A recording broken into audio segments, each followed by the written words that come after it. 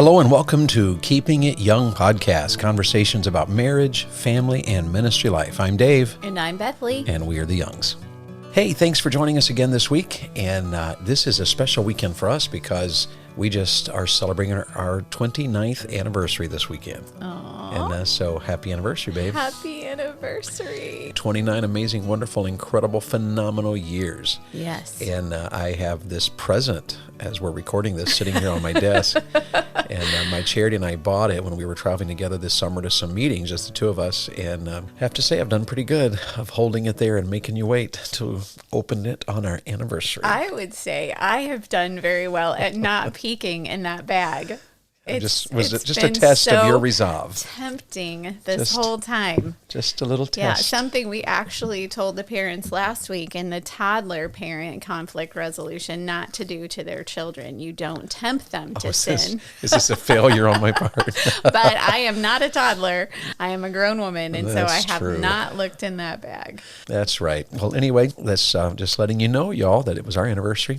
And we're happy to share it with you this week. And so we've been discussing conflict resolution. We're right in the middle of that. Yes. And before we jump into today's topic, just remind you again, check out our sponsor there, MyPillow. And just another reminder, we're quickly running out of the opportunity for you to sign up and register and join us at the Couples Prayer Advance.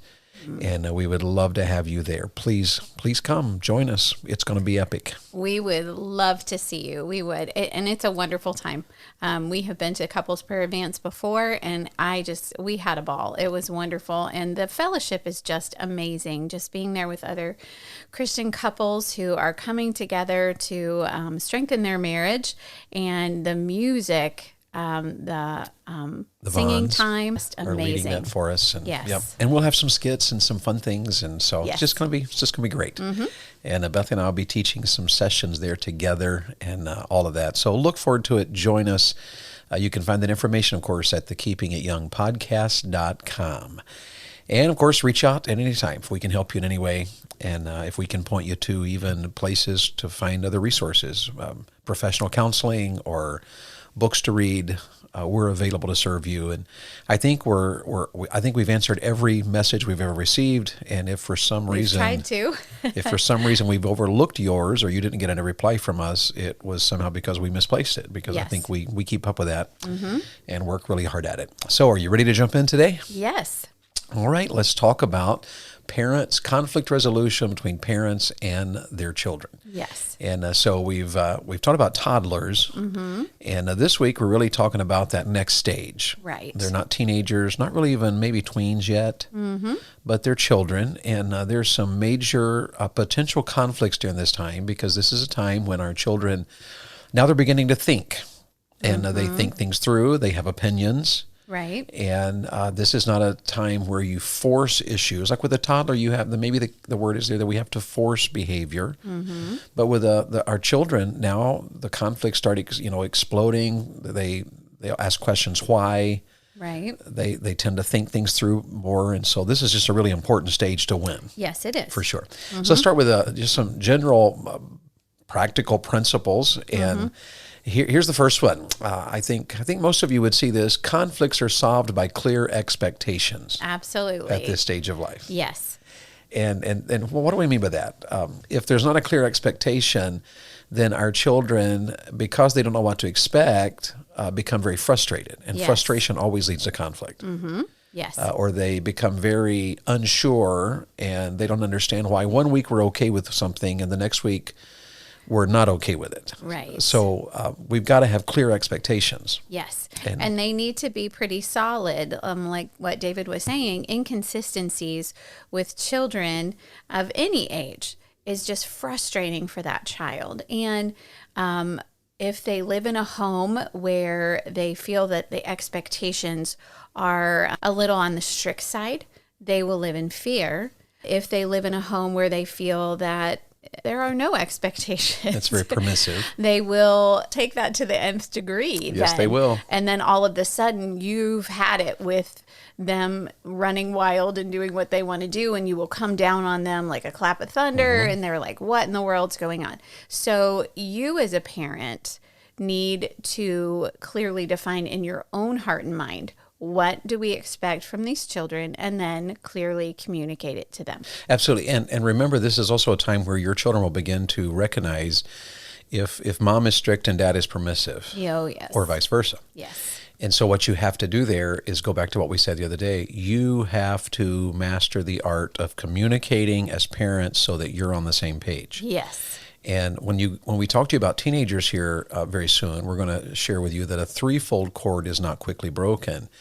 When it's teenagers, what you're trying to do is get all three of you on the same page by discussions. Right. And this is really where that starts. Yes. It starts with a mom and dad saying, this is what we expect from our children. And dad, if you're a Christian dad, then the Bible does teach that you are to be a leader in the home. When in Ephesians 6, he talks about children obeying and honoring their parents. He does address fathers. And maybe that was in the culture of their day, but it's also a reminder that God made dads and moms uniquely different. Right. In the way we think, in the way we process. And so in the fall of man, before the fall of man, there was no hierarchy, there was no leadership needed necessarily in the sense of now that we both have sin natures. And the point of that being that God wants you to take the initiative, because God did typically give a male mind a more logical approach, whereas mom has more of the feeling approach. And yet you combine the two together. It's not that one is better than the other. God does hold a dad responsible to communicate it, to enforce it, to enact it. But really he wants us to combine the two together. So mom who feels, dad who, to use an old phrase, who fixes. Right. Putting those two together as one is a very powerful thing. It is. And I would say, the husband can lead and give some directives and guidance and wisdom. And I would say it's not that a mom doesn't have that logical approach to things. She's figuring things out all day long when it comes to the children, but she has that nurturing standpoint of, okay, well, we have this directive. How is it going to impact the children as far as how do they feel, or how is this going to impact their schedule? Is this going to stress them out? All those different things. And God wants us to put both together. Yes, the mom feels and thinks all of that. Yeah. And there's a text in the Bible where the Bible tells us that our yes should be yes and our no should be no. Yes. I think in the King James, it's kind of it has almost a little sound of humor to it in the way we talk today, but let your yea be yea and your nay be nay. Right. And you can put the two together, your yea, yea, and your nay, nay. And that just sounds so weird. Yes. But the fact of the matter is, our yes should mean yes. And what a important time. It will help us to solve conflicts with our children if they know that when we say a calm yes, that is what we mean. Yes. And if you're unreasonable about that, dad, mom, listen to me. If you're off the cuff at this, 1 week you're permissive and the next week, you're unreasonably demanding, then your yes is not yes and your no is not no. It's all up in the air and it depends on your mood. Right. What the Bible is trying to tell us here is that our children, authority needs a yes, and that the yes should be a yes and a no should be a no. Yes. And so we have to determine what we expect is what we're saying, and then you communicate it. At this stage of life, one of the what we're trying to do here is head off conflict resolution. Right. So the way to solve conflict resolution is to be proactive, and you get on it right away, and you communicate to your children.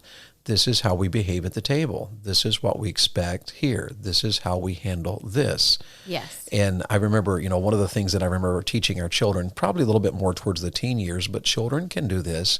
Children will ask questions by nature. Oh, but why can't I? Right. Yeah, but John gets to do it. They make all these off-the-wall statements. Right. And so learning in advance how to handle those is essential. Daniel, when Daniel was a slave in Babylon, they were asking Daniel to do some things that were religiously against his biblical worldview. Right. And rather than be rebellious and rather than blow up and rather than make a demand, I'm not doing it and you're not making me, Daniel wisely prayed about it, got his friends to think it through with him. So it's like he got counsel. And then he asked, specifically for a trial. He told them what the problem was. And then he asked, could we try to handle it this way to see if it will work? Right. And what a stroke of maturity there. And the sooner you can get your children to think that way, Right. to ask questions wisely. But see, they don't do that by nature. Moms and dads, conflict resolution at this stage Right. is a matter of you being proactive. You've got to, you solve them by clear expectation, and we need to move on there. You solve them by consistent expectation. We've already touched all over that one, but it's worth saying again. Consistency is a big word. It is. And sometimes I was just thinking, as your child grows and as they mature, they do come up against all kinds of different scenarios. So that once you figure out, okay, this is how our 4-year-old is, and she's doing great, we've got her on the right road, she turns 5 and something else happens, or she turns 7 and something else happens. And so sometimes as a parent, you feel blindsided by something. Don't let it frustrate you. It's just your child maturing and growing, maybe coming into different relational scenarios or circumstances where they have to learn how to conduct themselves in different ways. Don't allow yourself to be embarrassed by things. You know, all of a sudden your child is saying something that you've never heard them say before, or they're doing something in church you've never seen them do before. Just don't get frustrated over those. Just all the time, we as parents are growing too. And so we're like, okay, we're in a new stage. We're going to have to come up with some new expectations for our little princess because she's all of a sudden behaving in this way. So don't get frustrated by that because your child is growing. Yeah, and there are tons of influences in our children's life. You know, Yes. We can feel like we have our toddler, wow, they're at a great place. And then all of a sudden they go to school. Yes. And now they have the influence of other people at school. Yes. And, you know, and it just, there's all kinds of things that'll come into play Right. as life and a change of life. Like, you know, maybe you move or, you know, you get, you know, they get a new Sunday school teacher. Yes. All kinds of things can influence our children. And it's just a matter of you as a parent being the one in charge of things, think Yes. things through. One of the things you'll find about this stage of life is it's time consuming. Yes. Toddlers are time consuming, but so is parenting and conflict solving children. Yes. It just takes a lot of time. So you've got to be consistent. Yes. Well, this is the stage where you start to get busy outside of the home. Yes. Maybe if you're not homeschooling, such as we did, you are going back and forth to school, or you are maybe running them to sporting events or birthday parties or all kinds of different things. And so as your child gets more active, you're getting more busy too. And so sometimes it can be more difficult Yes. to communicate what you expect from your child. Sometimes you might feel like you both, your child and the parents, have been so busy that you haven't caught something. And so all of a sudden there's this problem in your Yes. child's life and you're like, oh, where did that come from? And then you delve into it and find out, well, this has been going on for a little while and I just have totally missed it. So you have to just back it up. So during this busy time, make sure that you are, as a parent, you two are communicating what's going on with our children and what should we expect from them, and then you're communicating that to your child. Yes, and we put those as two different statements. At this stage of life, conflicts are solved by clear expectation, by consistent expectation. But the next two is they're solved by good connections and by proper communication. Yes. And by good connections is that as our children begin in our society to get busy and we are all so distracted, whether it's social media, whether it's our jobs, whether it's our sporting events, whether it's video games, we end up with no connections. Right. And so moms and dads, one of the things you absolutely have to do is, number one, is learn to say no. Your child does not have to play every sport in the Right. Christian school. Or play every instrument. And so let them find one thing they're good at and develop that skill. Yes.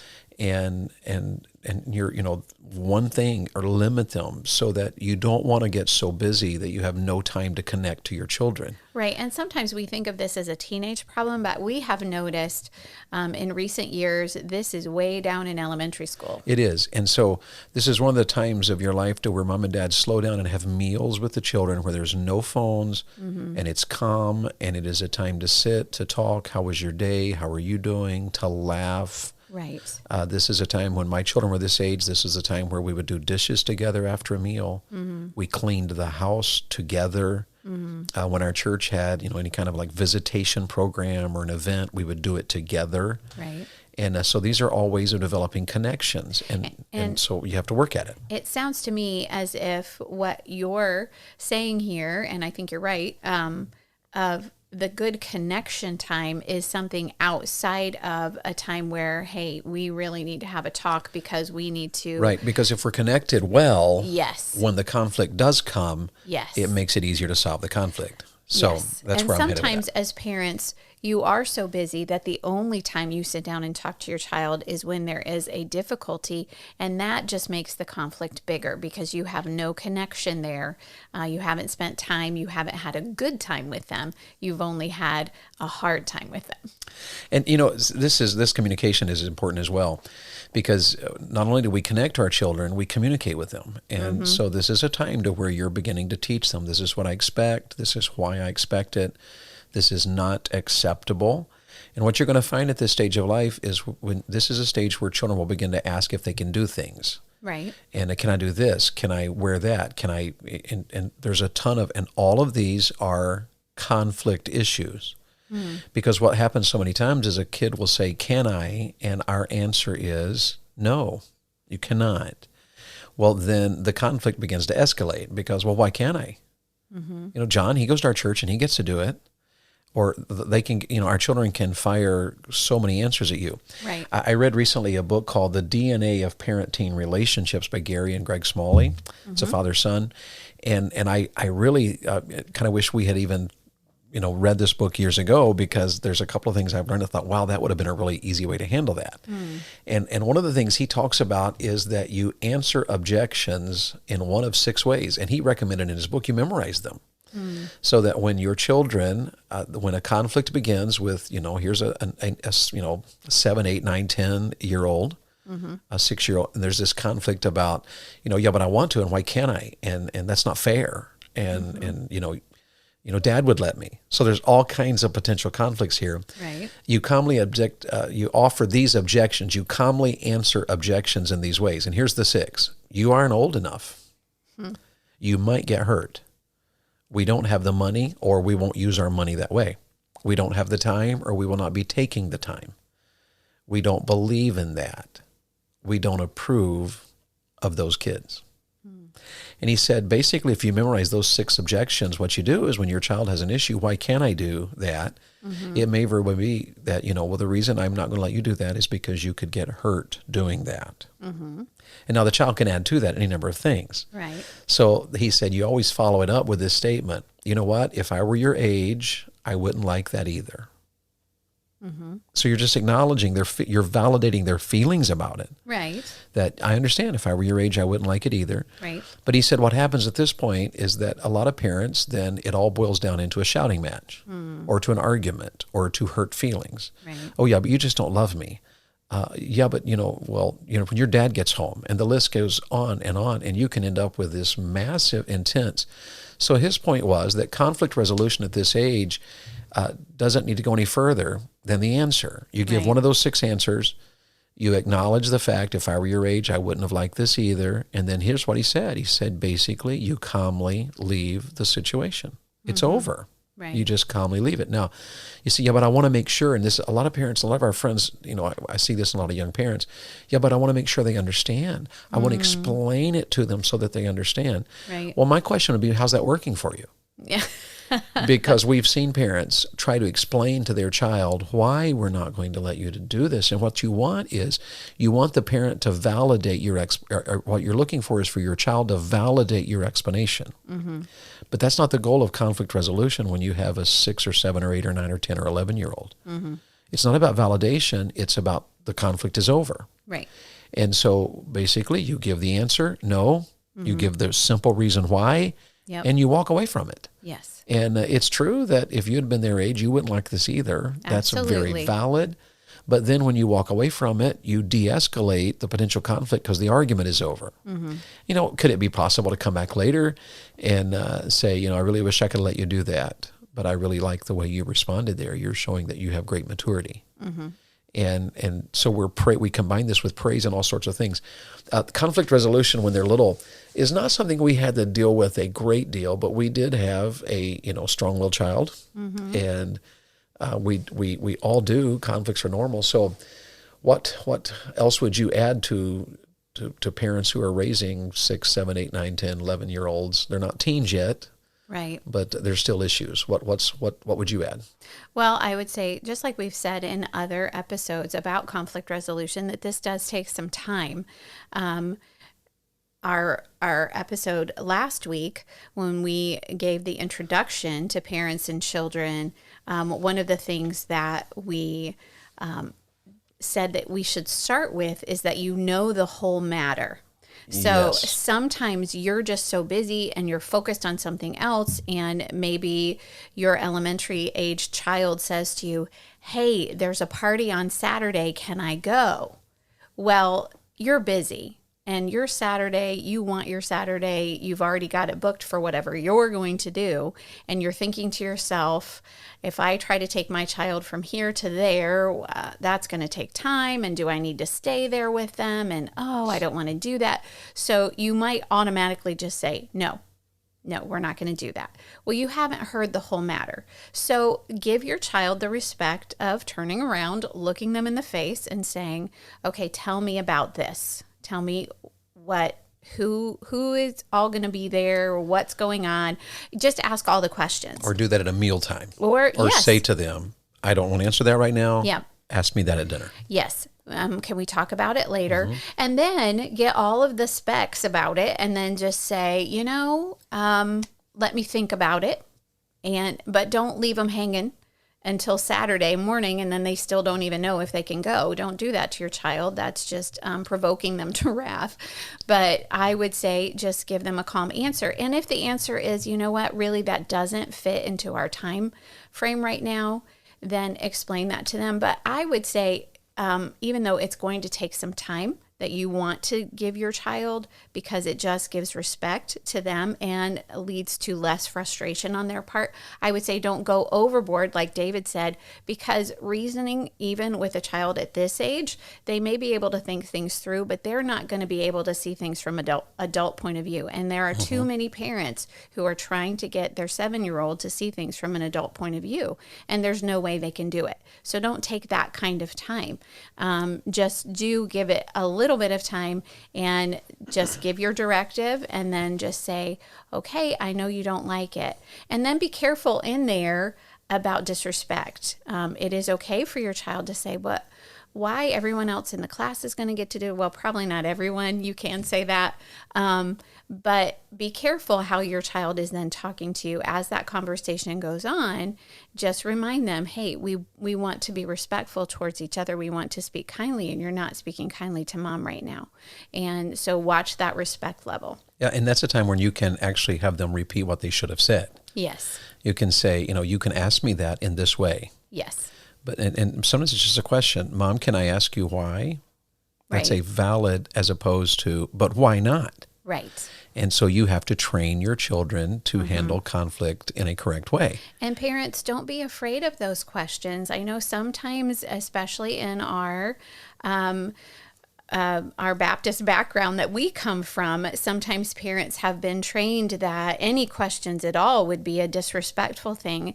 Not necessarily. They can be done in a way just like Daniel did in the Old Testament, and your child can talk to you in a respectful way, and you can have a conversation about do's or don'ts. And so don't be afraid of that. Right. And this is a big time as well. We have to add this to conflict resolution. This is a big time as well to make sure that you're still correcting your child's behavior.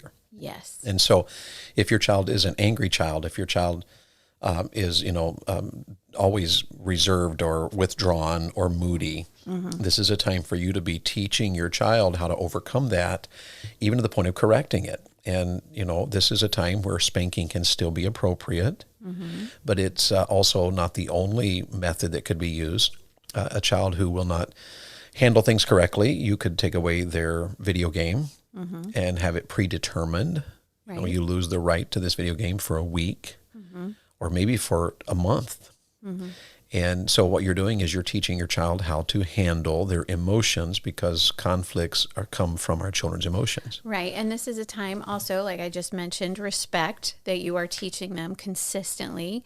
You must be respectful, not just to mom and dad, but other adults and other children, their siblings. So teaching them respect, but also reinforcing that obedience level. Don't let up on that. Once they get out of those toddler stages, you need to consistently say, I'm sorry, you must be obedient. The Bible teaches that you must obey mom and dad. Absolutely. And you have to put everything together that we're teaching. A soft answer, clear understanding, Right. moms and dads who command, teach, train. This conflict resolution is not a one-size-fits-all. No, it's not. Every child is different, but we have to make sure we are working on ourselves and training our children. Yes. Because if we're training our children well and we're responding well, then our children can be a delight. The Bible says that very clearly. They can Yes. bring delight to our soul. Yes. And it teaches them to live for others and not be focused on self. And so there's a lot involved in this. So those are some practical tips on conflict resolution with toddlers last week, with children this week. Yes. Next week, we're getting into a heavy series where there's massive issues involved, and that is conflict resolution with our teens and preteens. But I would say that if you're a young parent and you're starting right now in those infant years, toddler years, those lower elementary years, you've got a good start. And Absolutely. the teenage years actually can be an incredible joy. Absolutely. They don't have to be fraught with tons of conflict. And even if you didn't start and you're in the middle of a war zone at your house, we're going to give you some help about that as well. Right. Because God's Word has the answer, and we want to share that answer with you. So keep joining us, and we'll continue our conversations about conflict resolution in the home. Until next week, I hope you have a great week. Enjoy serving the Lord, and we'll look forward to seeing you next time. The Keeping It Young podcast is a Bax 5 Media production.